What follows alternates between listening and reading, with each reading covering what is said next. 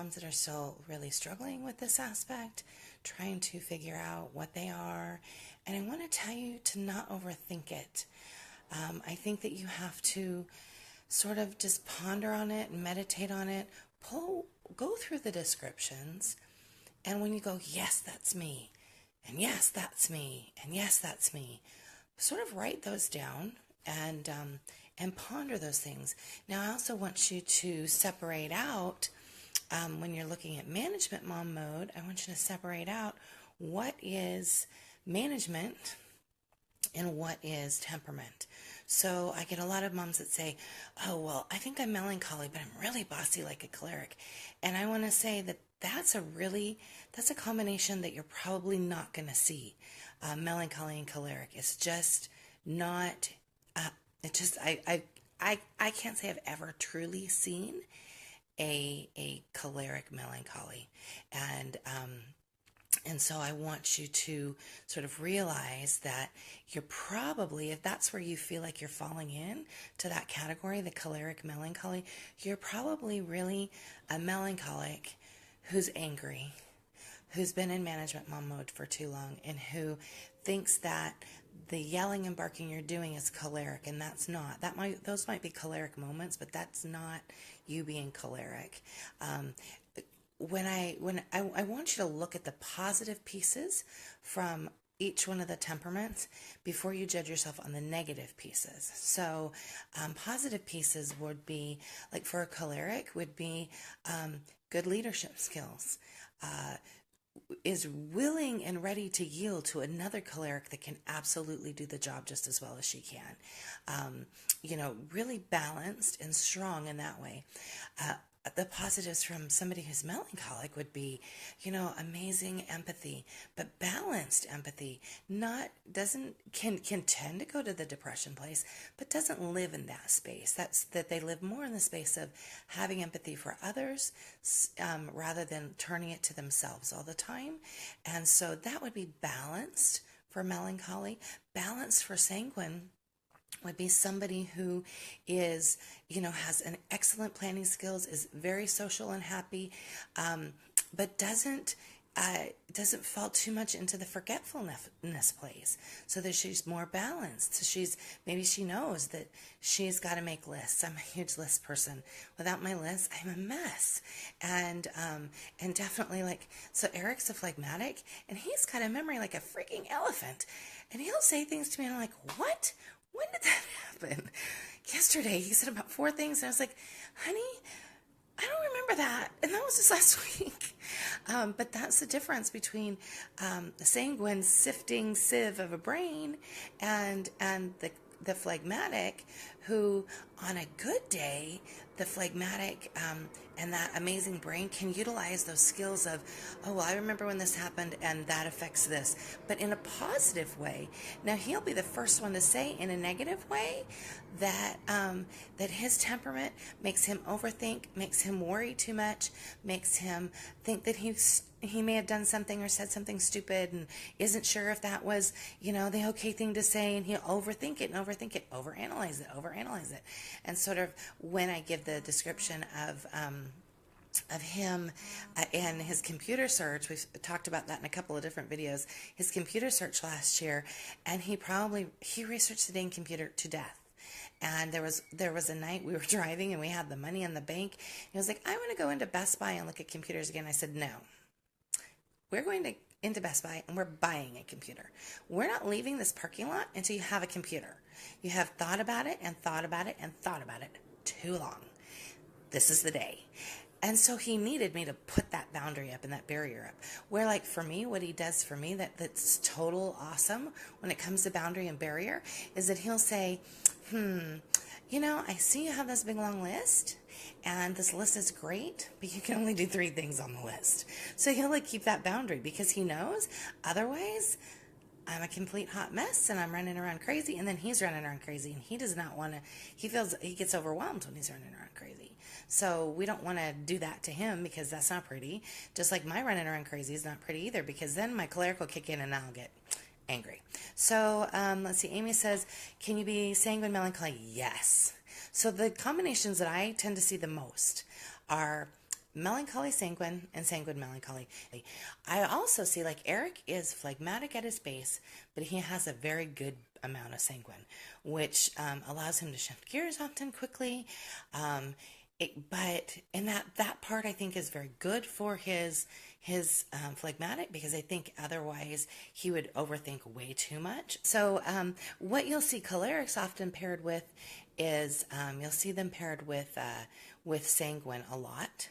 You're not going to generally see them paired with phlegmatic or with melancholy. It just I could see a choleric phlegmatic, sort of. A very touch of phlegmatic. So there's a lot of cholerics that'll, and actually I will say this. So I have a few of you, and I don't know if the one that I'm thinking of is listening, but a few of you have said to me, I feel really phlegmatic, but I have all of this like order in my life. So then I dig deeper and I say, tell me about your life. And they go, well, when I was in the Navy, and I go, stop right there. That's why you're phlegmatic and you have this order in your life that feels like you're incredibly choleric. So it's because you had that military service, and that military service helped you with rhythm, regimentation, and it really helps you sort of get that into your daily life. So you may be a phlegmatic, but because of training, you've really had some choleric things seep in there. The other thing to remember with the phlegmatic is Steiner called them the sleeping choleric. So that means if you can think of an ocean wave crashes down and has a lot of momentum behind it, and then the closer it gets to the shore, the more calm it gets. So that you'll see that a lot in phlegmatics. They'll be like, oh, fired up if it's something that they're really excited about. But man, if it's not something they're excited about, please still struggling with this. I want you to look at the positive pieces of of the temperaments, the positive sides, not all the negative sides, because we can get so self-deprecating. You don't want to be there. I want you to look at the positive pieces from all of the temperaments, and then pick your spots from there. Go through. The clerics are good leaders. They're, they have strength in that place. Sanguines are really good planners. They have strength in that place, and they're super creative often.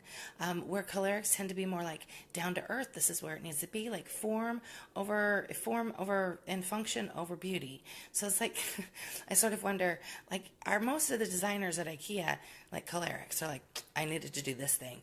I totally can appreciate that. Totally can appreciate that. We sort of laugh that this is the house that IKEA built, because I go in there and I go, that's what I need right there. And I take it home and I put it into service. And so then there's some like pretty frilly things at IKEA. Not my bag. That doesn't mean I can't appreciate the beauty. It's just not what I need, and it doesn't give me form or function in my house. So, think about those positive pieces of the temperaments. Positive pieces of the phlegmatic are that they have this long-staying loyalty and ability to really stick with something if it's something that they're interested in. Something they don't have any interest in, then they could read, like, this is Harry, and Eric sort of laughs, but they're the same animal. Harry read 3 books of a 4-book series, and like 3 3/4 of the book, and about a quarter of the way through the 3rd book, he was like, I'm done. And Eric's like, what? How are you done? How do you not want to know what these characters are? And Harry's like, it's not so important to me. So, but in the beginning, he was really excited about it. And he was read and read, because it was that ocean wave, and it was his idea, and it was great. So you're going to see that. So phlegmatic kids, you got to get them excited about school. And you got to build it up. And if you're melancholy, then I'm going to suggest that you really spend some time trying to develop confidence, because you can be melancholy and confident that you know this stuff, confident that you can do this parenting gig, confident that you're doing the things that are right for your kids. Those are the places you need to be. Confident, because when you're confident, it shows through. So confidence isn't something that only sanguines and cholerics have. Confidence is something everybody can have.